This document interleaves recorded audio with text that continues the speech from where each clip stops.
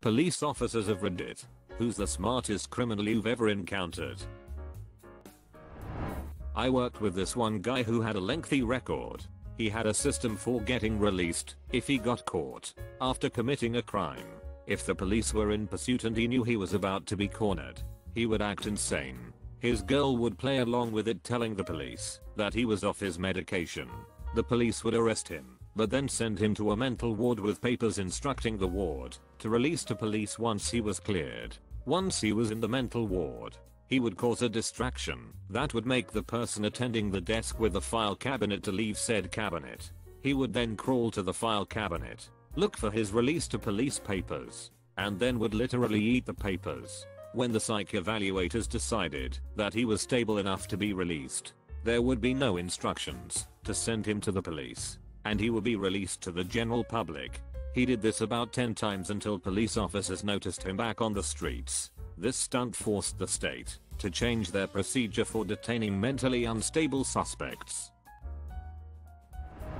My favorite was the guy who stole a post office mailbox off the street, repainted it, and then put it next to the night deposit box at a bank, and hung an out of order sign on the deposit box. All the businesses came along and dropped off their deposits in the mailbox.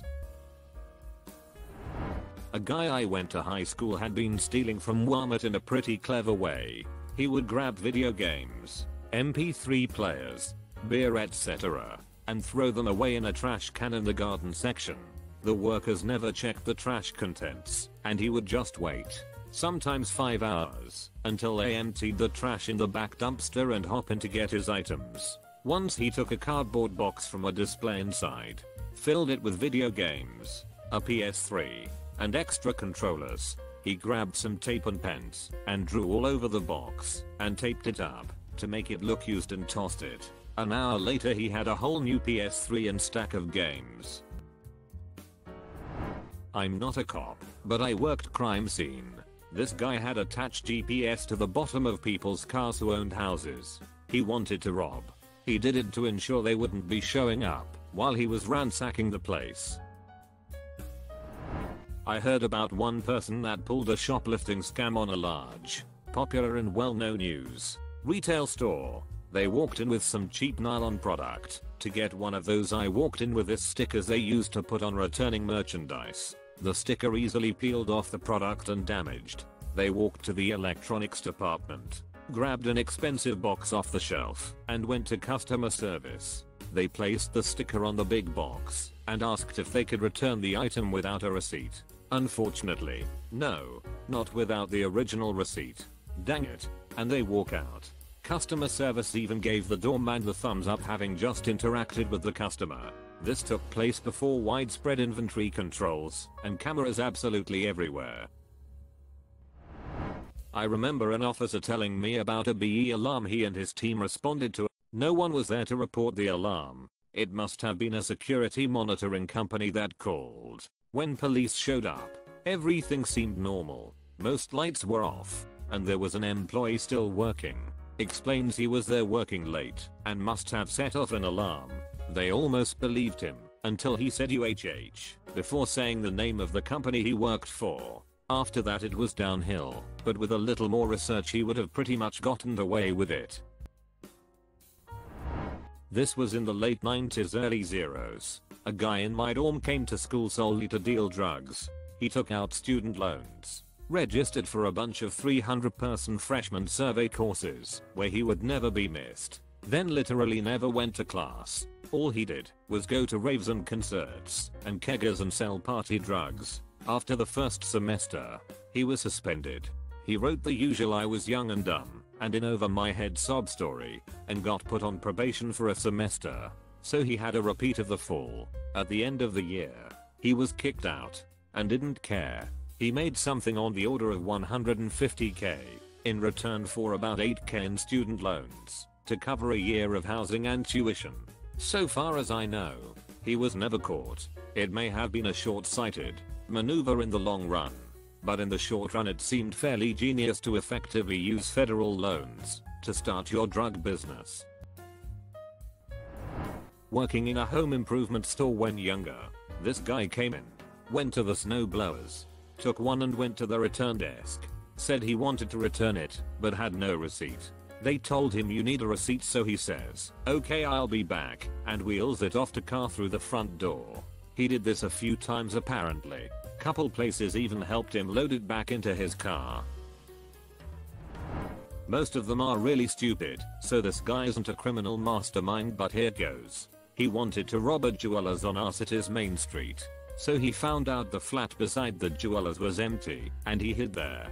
For 2 weeks he triggered the alarm on purpose several times a night. Massive headache for the police and the business. We turned up to see nothing there. Nothing on cameras. Thought it was just a fluke, so the jewelers turned off the alarm system and said they'd wait until the morning to get a new one installed, or that one are wired, because something wasn't right. As soon as he heard that, and the police leaving, he tore down the wall. Had already been working on this apparently, and robbed the place taking his sweet time.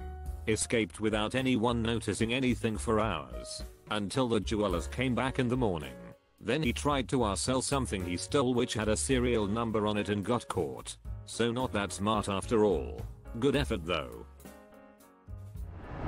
There's a golf course country club in my town that has a PGA tournament scheduled in the next couple years. They have a guy repeatedly breaking in overnight and just lounging around and eating food, all on camera. The club refuses to report it, so they don't hurt their chances of the tournament coming. Worked at a jail. After getting off work, I watched an ex-inmate homeless being released. He walked over to a patrol car, looked me in the eye, and he elbowed the window in. He was walked back to the entrance and are booked in. It was middle of January. He didn't want to get too cold. Not only does he stay warm through the winter, he is also provided with 3 hot meals and a bed. I would do the same if I found myself homeless and jobless. A French thief who spent 10 years in prison became a comedian when he got out. One of his stories: finds a building, goes in, chooses a floor, and transforms the exit door into an extra apartment. Puts the apartment number, fake lock, welcome rug, etc. Puts an iPhone for sale. The person comes to buy it. He opens the door in a shower robe and says, "Give me 1 second. I'm just gonna count the money." And poof, he's gone from the exit stairs. A friend of my brother moved to Israel, where for a period of time is acceptable to drive with an American driver's license. He was pulled over for speeding, and when asked for his license, gave the officer his Costco card. Costco is a membership-based retail warehouse in the US and a few other countries. The exchange apparently went something like this: "Officer Costco, what is Costco?" "Friend, it's the state I'm from." "Officer, that sounds made up." "Friend, there are lots of states you probably haven't heard of. Have you heard of Arkansas? How about Idaho?" "Officer, I guess not."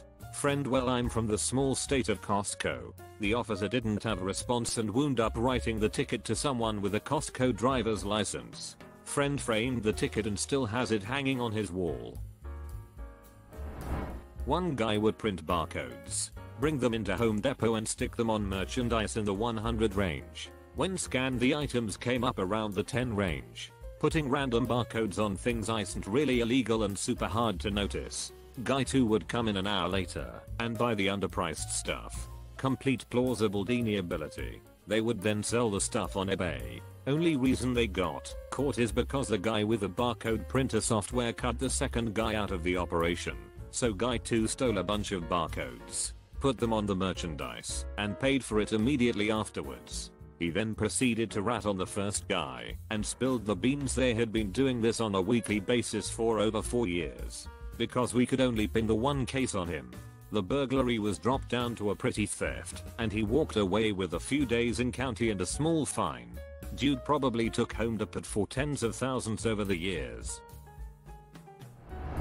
Probably someone who committed a crime I never solved. With that being said, I had a guy use a sledgehammer to smash his way through a wall at a Best Buy and steal a bunch of phones and cameras. He was smart enough to wear gloves and a face mask and not touch anything he didn't have to. Alarms didn't go off until he exited out the back door, which the alarm company gets after a minute or two and takes them like 3-4 minutes to call into us, giving him a good 5-minute head start. so he was probably a few miles away before we got dispatched to it. He clearly scoped out the area before doing his deed too. Smart dude. Consider subscribing if you enjoyed this video, and if you want to see more of Reddit Universe.